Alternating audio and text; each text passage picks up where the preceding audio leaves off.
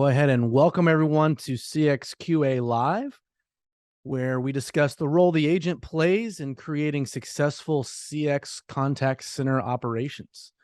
We do record this time for quality assurance. And of course, what we mean by that is that we make a podcast out of our time every week that we call recorded for quality assurance. Everybody needs a little cheese on a Tuesday, right? So this week on the show, we're discussing the topic of why EX or employee experience is the new CX or customer experience. And our special guest is Fred Stacey. Welcome, Fred. Thanks, Rob. I appreciate it, man. Yeah, we're absolutely glad to have you here. Now, on CXQA Live every week, we talk about how we believe agents are the single most important asset in CX operations, and agents with the right training, tools, and connection with your company are going to be a revenue growth and protection center for your business and brand. They're going to be the best diagnostic tool that you have for your business. They're going to ensure that your customers are satisfied and connected. They're going to produce more and better work, and they're going to want to stay and contribute to the long-term success of your company. And we call this the Agent-Centric Call Center Philosophy. These are our kind of core ideas that we believe specifically surrounding the role of the agent in contact center operations. And that leads us to our topic for today. Fred, tell us why employee experience is the new customer experience. Yeah. So every time I say that, a lot of people automatically assume and jump to the positive piece of it, right? But I've been in this industry for a long time, and I appreciate your stuff because I actually started as an agent. A lot of people know that. First of all, employee experience, in my opinion, is at the early stage, much like CX was 10 years ago. So what that means is that, we all recognize that there's a lot of lip service out there right now, but companies aren't investing as aggressively as we would like to see, right? And I'm not just talking about technology, like you said, training, engagement, employee engagement down to the agent, listening to your best resource who constantly is talking to your customer. So when I say EX is the new CX, it has all the positive connotations, right? But it also has some of the downfalls of the early stage of CX, in my opinion. Maybe you could list out a few of those downsides for us, Fred. Yeah, like I said, early stage adoption, right? Companies, they invest in, they invest in things that they see that are going to quickly turn an ROI. But this has been a challenge with the contact center industry when it comes to agents anyways, is I don't think a lot of leadership has ever seen the agents as the most critical piece in the customer experience. And not just the agents, in my opinion, it's also the supervisors, the floor level leaders. Mm-hmm. Before I got into the technology side, I started as an agent. I grew into leadership, and I ran centers and helped companies start new ones and recovered some failing ones. In a recovery, the first place you always invest in my experience, was the mid-level, the floor level leadership, and building them and teaching them how to build, up their agents, how to engage, how to teach, how to motivate and mentor. But to go back to your point, so one thing is the negatives are companies aren't quite yet fully investing, in employee engagement. We've had gamification around for like 10 years, and the adoption rates are still in well below 50%. I don't remember. I think the last report I saw is something like 20%, in gamification. And gamification, okay, the ROI, I've seen all kinds of numbers all over the place, but they're not huge. But then you look at things like new training technologies, for the onboarding, for the, the nesting stages and getting an agent out to the floor effectively. There's a lot of great new tech out there. People aren't buying that yet. The investment in training programs, and if you talk to agents or leadership, even in the contact centers, and find out and ask about their investment and, mentoring and career path guidance and all the things of investing in employee engagement and the employee experience, and a lot of companies just don't do it. maybe it's 20 years in the software side of this business, but I always watch the investments and where companies move in their technology stack. Not that that's the whole thing, but that tells me a lot about where companies are focused, right? For Yeah, sure. and then you've got the agent guidance technology coming out now to help agents be more effective on the floor. And again, adoption rates aren't great. So I mean, I think you follow the money, or at least I do. You follow the spend, and where they're spending is not necessarily on employee engagement, and that's unfortunate. And that's not just tech, right? Like I said, that's the people that surround and make the agents successful too. Yeah, for sure. I always think back to the commercial that, happy cows make happy milk, right? Um, you know, healthy people do better work.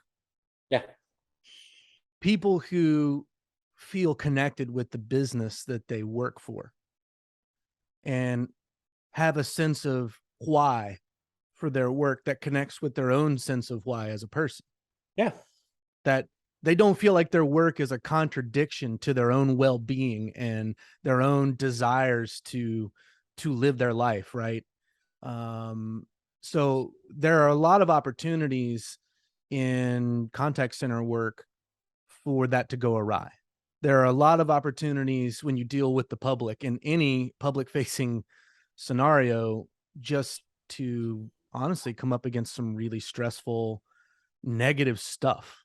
yeah, And when your job is largely to talk to unhappy, disgruntled, dissatisfied members of the public, you're kind of set up potentially for feeling like your work and your life are just not a good match, right? And so right, I think that's where we talk about employee experience is not something that in the contact center world you can fully control as a company or as a leader, because you are opening up those agents to callers calling in. You're not screening those callers before they talk to your frontline agents. And you're not, you don't have a personal relationship with every customer of your business. right, And you don't have the ability to coach your customer to make your employees experience better, before every call. But what you do have is the ability to create a culture and an environment from the standpoint of compensation and benefits and inclusiveness and psychological safety, where that, and we haven't even talked about tech and training, right, which are two big components, but those softer things, those things that are a little bit harder maybe to put your finger on, honestly, they're going to magnify whatever work and investment you've done in tech and training, which are critical, obviously. But if you have great tech and you have great training and you have a hostile work environment for your agents, your customers are going to see that implication of those hostile elements.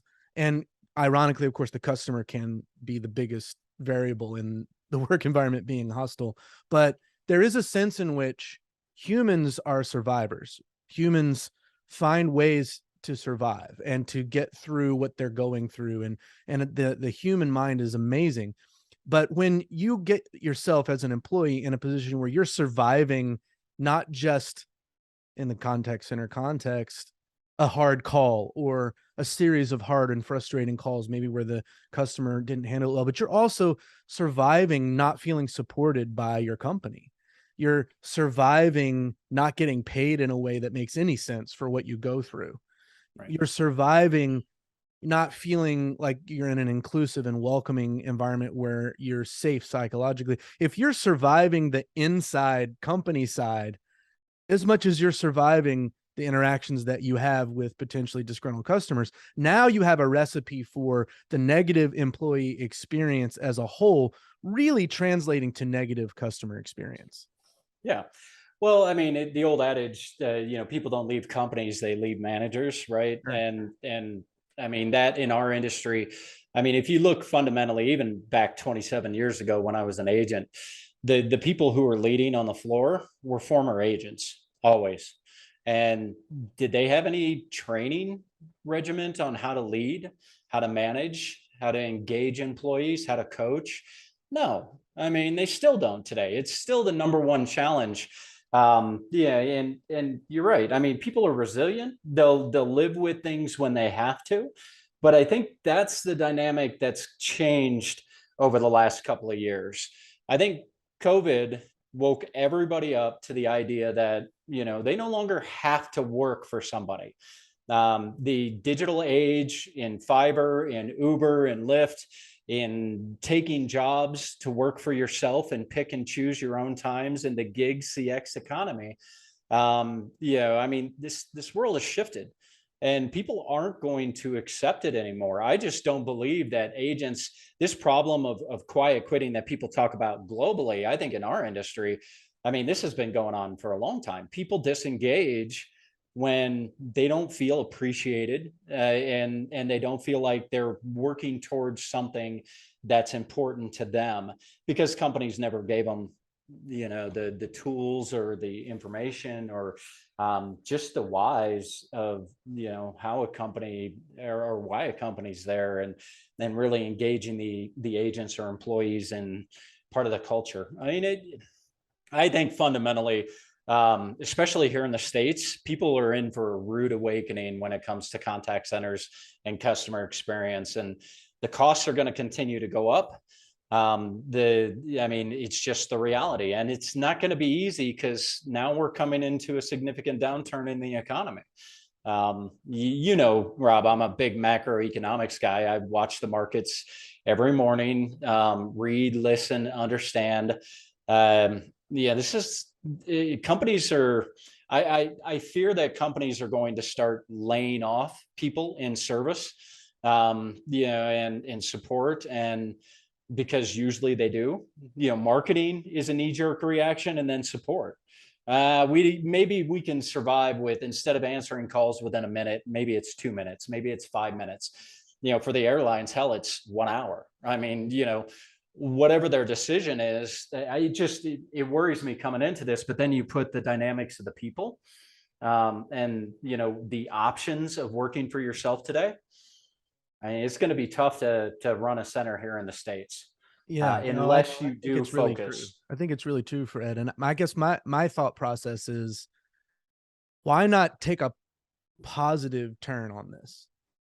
And I really want to focus in for a minute on the viewpoint of contact center leaders on this concept of EX is the new CX. But just to kind of set the table for that for a second, one of the things I love about your content and your ideas, Fred, is that you're constantly trying to frame this whole conversation within a positive framework, Yeah. to say, rather than this whole thing is just a necessary evil, just a cost we have to endure in order to continue to do business, we ought to start viewing the entire CX operation as an opportunity for positive business outcomes, which it is. In my deep and abiding conviction, it is probably the easiest to access opportunity for positive business outcomes. You already have the organization. You already have a guaranteed regular interaction with your customers. Yeah. The only thing that's missing is the viewpoint that the agent is the bridge between what you currently do and seeing your CX operation as that opportunity. So, I guess I kind of plan to ask you, why should contact center leaders care about this idea that EX is the new CX? On some level, I think we've already answered that, right, between the two of us. But more importantly, I would say, what would it look like for contact center leaders to begin to understand this and put it into practice? What would it look like? I think first of all, the number one thing you can start doing, and let's say of all layers of leadership, let's start at the top. I mean, if you're a CXO, or you're a CEO running a company that's focused on customer experience, get your butt down to the floor and spend some time with the agents first. First engage, talk to them, understand what's going on. Surface level, just showing the commitment. I can't tell you how many C-level people I've talked to who have never been on their contact center floor. And that drives me crazy. How can you do that? I mean, it just walk down there, spend a day, go, if you really want to engage your agents, go spend a day on the phones, take some phone calls, talk to customers, go through their experience. Show me a CEO who goes down and jumps on the phone. And I'll show you a company that's focused on customer experience and the agent experience, right? Which 100%. are the two right things. And I don't know if I've ever shared this, Rob, but I have a hierarchy in the way that I look at things. My core values, and the people, the people that are involved with an organization. And my employee is always one, but customer is 1A. I mean, then everybody else, right? Your stakeholders, your shareholders, your board, your executives and your leaders, you are all behind those. Although the leadership is part of the employee engagement piece, right? In giving them the right tools, I still think it's the front line. And maybe that's just too many years of reading Churchill and some of the some of the original leaders who I kind of looked up to when I was young. But anyway, so get down on the floor, talk to the agents, understand the experience yourself. Make sure if you're a committed executive and you're a company that's committed to customer experience, understand that your agents are a critical piece that have a ton of information on a day-to-day. Now, they're emotional humans, so you can't just take their insights, right? Because you'll always get those people that'll just constantly complain because they're unhappy and they haven't, maybe they're not in the right place or whatever. And that's where data comes in. So start gathering. I mean, the contact center has so much structured and unstructured data that never makes its way up to the C-level executives. And they always send the surveys, right? Marketing does a great job of making sure that the surveys get in front of the C-suite. But they never really take the actual data and insights and information from the contact center and start to use it to make educated business decisions to drive towards those outcomes, right? Put in leadership programs. I mean, you don't have to go out and hire a consultant, but there are a ton of leadership consultants out there who can come in and really help build your cultural leadership program and start talking to the agents about what do they want to do, understand who they are. So the supervisors, one of the easiest things you can do is teach them how to engage with people and understand the people themselves and what they want out of this. Sometimes they'll just want a job. They're just here to work. They're working two jobs. Maybe they're a single mother or father. They're just trying to support their kids. And this job allows them to work, 6 hours whenever they want. And then they can go to their other job. That's okay. I mean, but find out maybe if they have other skill sets or other things they want to do, stuff like that. Start engaging and teaching and creating a culture, and understand that, your mission vision of your organization as a C-suite executive or as a VP, as a leader, that information has to make it down to the floor. You need to share your why. You need to make sure everybody understands those core values of your company, and why you do things. And as you continually build on that leadership, people will naturally start to gravitate towards the organization because they see people go from agent to supervisor. They have success in supervisor because you set them up to be successful. You've trained them and you've coached them and they become a manager, a director, so forth. Those stories, people don't focus on the wins enough.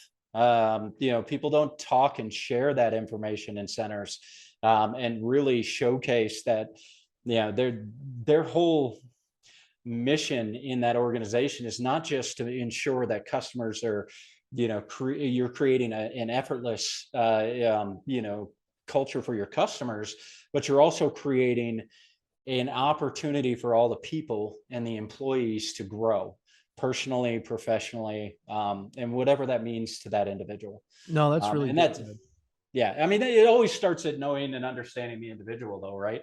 I mean, and that's why I go back. You want to change a poor performing call center, start at your supervisors who work on the floor. I think, one of my favorite shows is Undercover Boss.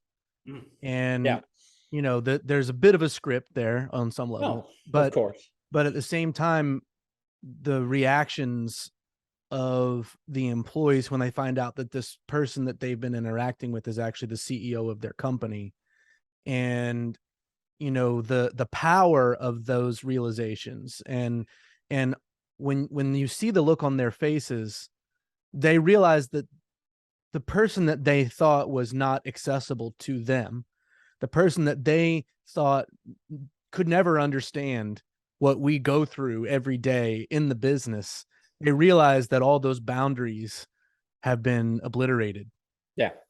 and then there's always the shock of, oh, I'm on TV, but I think that's my favorite part of the show, Yeah. because there are these, vertical boundaries within the org chart of most companies, right? Where, Mhm. in most medium to large size companies, the frontline employee doesn't sit in the CEO's office very often, and the CEO doesn't come work on the front line very often. It's very unusual. And on some level, that's by necessity, right? Leaders, if they stop leading and they just do the work that the people that they're leading are supposed to do all day, then they're not leading at all. And so there is a reason that things have ended the way that they have ended, with the way CEO culture and leadership C-suite culture tends to be. But the power of kind of showing someone, I'm not willing to ask anyone to do anything that I'm not willing to do myself. Yeah. And the way that that can break down barriers and open up lines of communication, right? And ultimately, my very favorite episodes of Undercover Boss are the ones where the CEO has an aha moment, whether they're, standing in front of a customer trying to put together their food as quickly as they expect their employees to.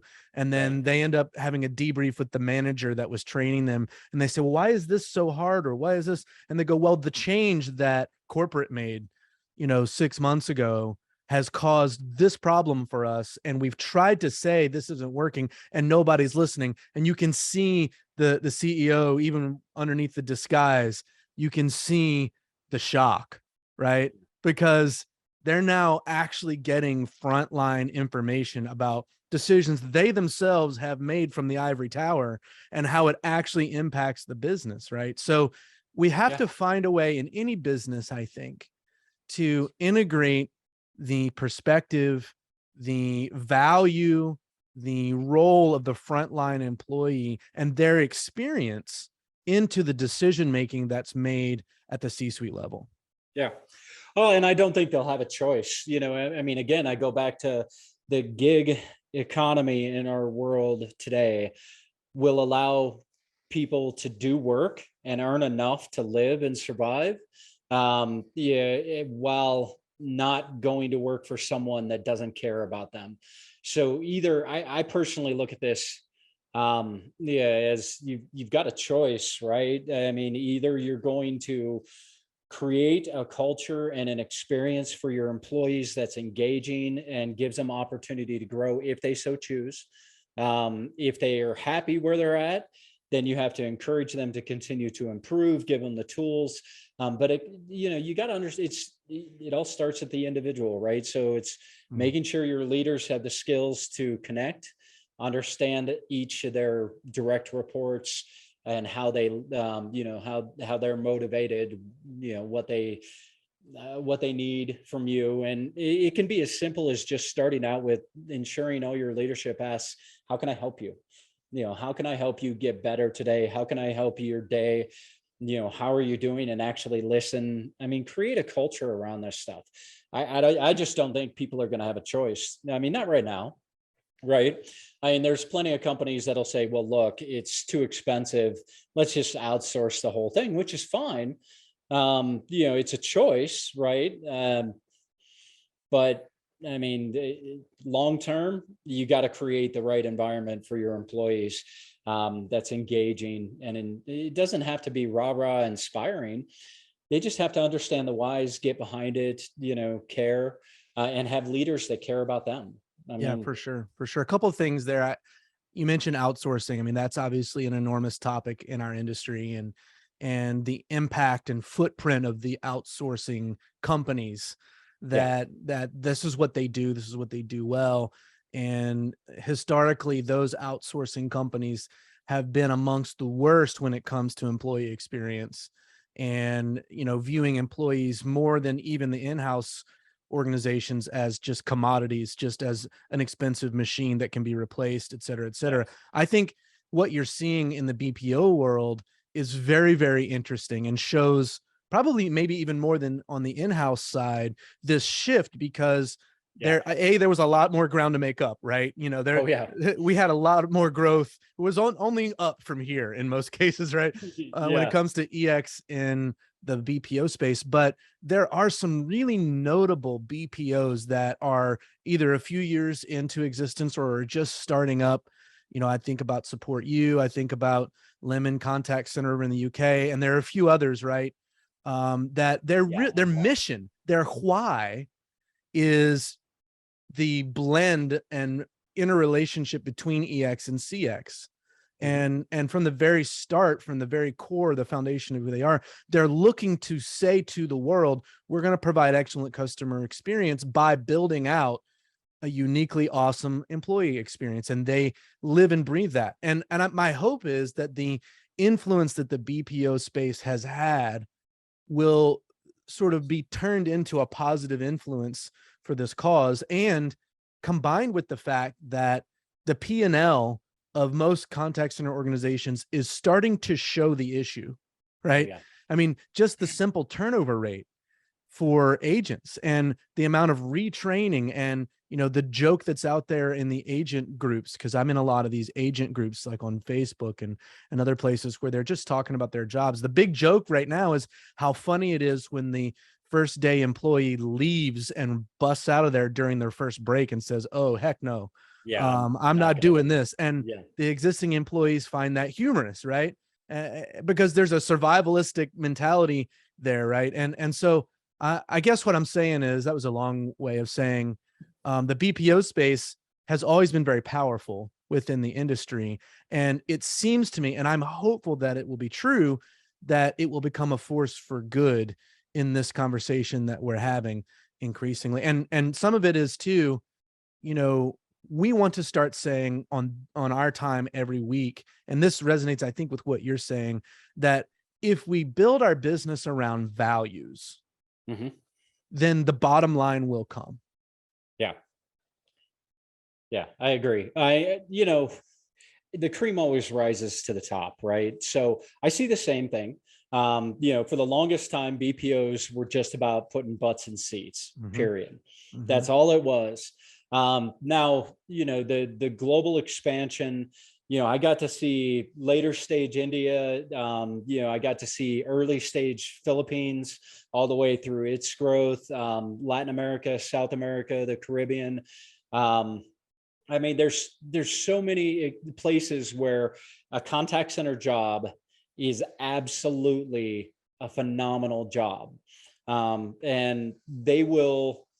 I mean, they become the breadwinner as soon as they start working in a contact center, and I think companies recognize that employees have choices, that they have to engage the people, and all the studies, the last couple of years on EX and the return in investment on it, for an organization are impressive. I mean, you can't argue the fact that companies that focus on employee experience will always perform better.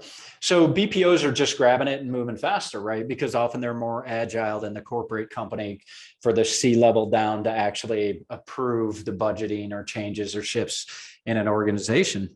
So I agree. I think the BPOs will lead in some aspects, but there are still plenty of them out there that are just going to continue to nickel and get nickeled and dimed, because they haven't created enough value to their clients to actually ask for more money to afford and justify an employee experience. And let's be honest, it's not inexpensive to really focus on an employee experience, but the ROI is clearly there. I mean, as a BPO though, you're talking about a business that only runs 8 to 10% EBITDA. That's earnings before interest, taxes, depreciation, and amortization. And for the people that are watching, right? I know you know that. So, I mean, they don't run a 80% profit company like a software company. So they just can't operate the same, right? But I agree. I mean, in the end, the cream will always rise to the top, just like in the enterprise space. The people who create the great experiences will win in the end. Same thing goes, on the BPO side. If you create a great employee experience, which is your product, by the way, it's the only product you have. is your people, then yeah, I mean, I have hope. I'm always, you know me, I'm always optimistic, but I'm also very, very much a realist that, you know, I've seen plenty of environments even today that still treat their employees as just numbers. Well, you know, here's to the idea that that will not be the norm going forward. We'll go with Ah, coffee cheers on that one. salute. Well, you know, Fred, I definitely want to have you back on the show, man. Like, there's a billion things we could unpack further that we talked about. There's a billion things we didn't talk about. Yeah. I'm hopeful this will spur on conversation in the industry at large. And let's keep this conversation going. I know you have your show as well. Everybody check out Fred. I'll be linking on my LinkedIn to his content and obviously our time here today. And let's go out and make today a better Tuesday than last week's Tuesday and make a difference in our worlds. So hope Yeah. everybody has a great rest of your day. Thanks again, Fred, for being here. Yeah. Yeah. Appreciate you, man. Thank you. See ya.